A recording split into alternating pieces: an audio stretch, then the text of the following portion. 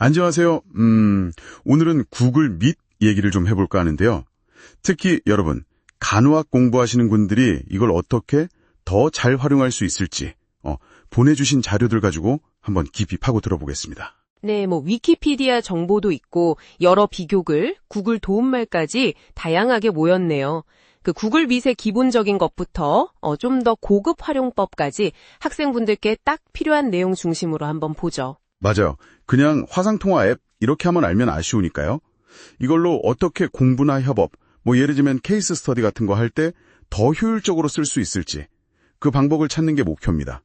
자, 그럼 바로 시작해볼까요? 좋습니다. 구글 밋, 그러니까 구글의 그 화상 커뮤니케이션 서비스, 이거 맞죠? 네, 맞아요. 예전에 행아웃이나 듀오 써보셨으면 그걸 대체하거나 통합한 서비스라고 보시면 될 것 같아요. 웹브라우저에서도 되고 앱으로도 되니까 편하죠. 그렇죠. 접근성이 좋다는 거. 그게 일단 장점이고 핵심 기능이라면 역시 영상통화. 720p나 1080p 고화질로요. 네, 그리고 실시간 채팅, 또 화면 공유, 이거 기본이죠. 구글 문서나 슬라이드 같은 것도 바로 공유되고요. 맞습니다. 같이 보면서 얘기하기 편하죠. 그리고 모든 통화는 기본적으로 암호화된다고 하니까 보안도 신경 쓴 것 같고요. 학생들한테 특히 좋을 만한 기능은 뭐가 있을까요? 그게 몇 가지 있는데요.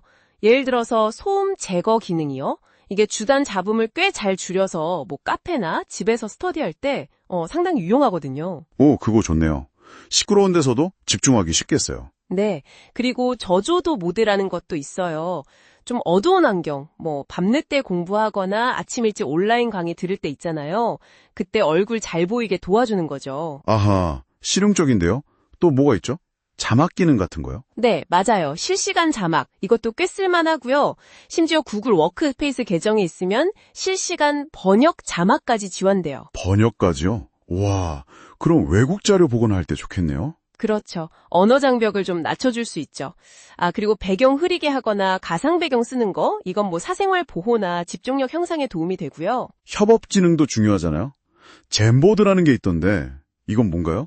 그냥 화이트보드.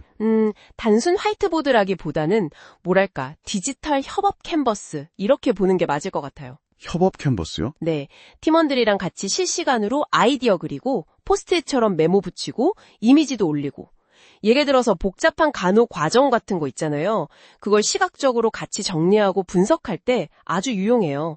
말로만 하면 좀 애매한 부분들을 눈으로 보면서 하니까 오해도 줄고요. 오호, 그거 괜찮은데요? 팀플 할 때 딱이겠네요.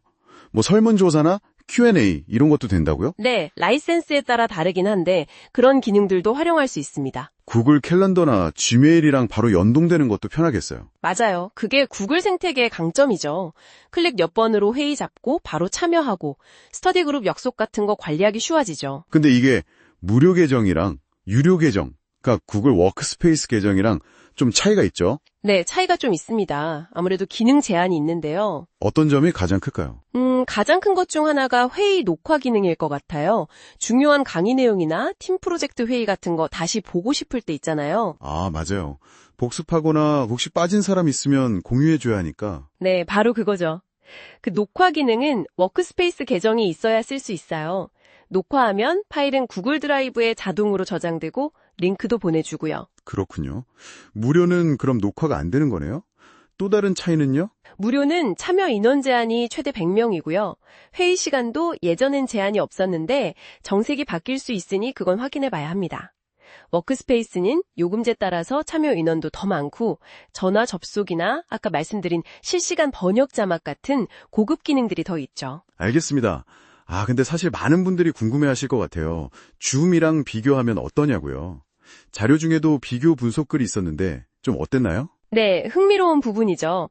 사실 뭐가 절대적으로 더 좋다고 말하긴 어렵고 각자 강점이 좀 달라요. 그렇죠. 구글 미트의 강점은 뭘까요? 일단 구글 워크스페이스, 예를 들면 학교 이메일이 지메일 기반이라든지 구글 캘린더, 문서 도구를 이미 많이 쓰는 분들한테는 연동성이 아주 뛰어나다는 거. 그리고 별도 프로그램 설치 없이 웹브라우저에서 바로 쓸 수 있다는 점, 이게 편하죠. 보안 측면이나 오디오 품질도 좋다는 평가가 있고요. 그럼 반대로 줌은요? 줌은 아무래도 기능의 폭이 더 넓다는 평가예요. 예를 들어 웨비나 기능이 더 강력하고 유료 옵션을 쓰면 훨씬 더 많은 인원을 버전을 수용할 수 있고요.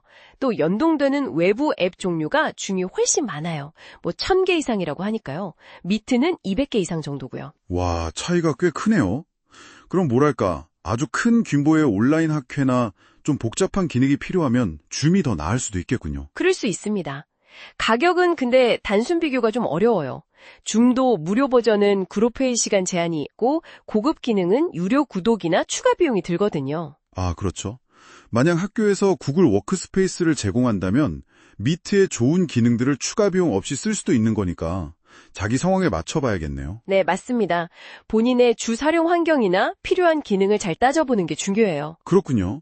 그럼 미트를 좀 더 잘 쓰는 팁 같은 것도 있을까요? 뭐 예를 들어 온라인 수업에 참여하거나 발표할 때요? 네, 몇 가지 실용적인 팁이 있는데요. 우선 회의 참여할 때 배경, 최대한 깔끔한 벽 쪽이 좋고요. 너무 밝은 창문을 등지고 앉으면 얼굴이 어둡게 나오니까 피하는 게 좋죠. 그리고 노트북은 좀 안정적인 곳에 두시고요. 화면 흔들리는 거 방지해야 하니까요. 기본적인 거지만 중요하죠. 특히 면접이나 중요한 발표 때는 더 그렇고요. 맞아요. 그리고 화면 공유할 때 전체 화면 공유보다는 발표할 창이나 탭만 딱 선택해서 공유하는 게 좋아요. 아, 개인정보 보호 때문에요? 그렇죠. 다른 탭에 개인적인 게 떠 있거나 알림 같은 게 갑자기 뜰 수도 있으니까요. 특히 간호학 자료 중에는 민감한 정보가 있을 수도 있고요. 발표 집중도도 높일 수 있고요. 아하, 좋은 팁이네요. 또 있나요? 아까 말씀드린 실시간 자막 기능, 주변에 좀 시끄럽거나 할 때 키면 도움이 되고요. 그리고 정말 강조하고 싶은 건 워크스페이스 계정이 있다면 녹화 기능을 적극적으로 활용하시라는 거예요. 아, 복습용으로요? 네. 강의 내용 복습은 물론이고 스터디 그룹에서 논의한 내용, 특히 복잡한 간호 술계 절차 설명이나 약물 계산법 같은 거 있잖아요. 그런 거 녹화해뒀다가 다시 돌려보면 정말 도움 많이 되거든요. 참석 못한 팀원에게 공유하기도 좋고요. 와, 오늘 구글 미트에 대해서 정말 알차게 알아본 것 같아요. 이게 그냥 화상통화만 되는 게 아니라 구글 서비스들이랑 착착 붙어서 돌아가고 보안도 괜찮고 협업 기능도 생각보다 꽤 다양하네요. 네.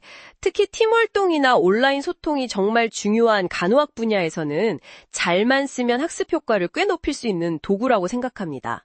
맞아요. 오늘 저희가 살펴본 내용들이 여러분 공부하시는데 조금이나마 도움이 되었으면 좋겠습니다. 마지막으로 좀 더 미래를 상상해보는 질문을 던져볼까요? 만약에 이 구글 미트의 실시간 번역 자막 기능이 더더욱 발전한다면요. 전 세계 간호대학생들이 언어의 장벽 없이 실시간으로 희귀질환 케이스 스터디를 같이 한다거나 아니면 국제재난 간호 협력 훈련 같은 걸 온라인으로 진행하는 그런 미래 어떨까요? 와, 상상만 해도 정말 멋진데요. 그런 시대가 오면 정말 좋겠네요. 오늘 이야기 여기까지 하겠습니다. 들어주셔서 감사합니다.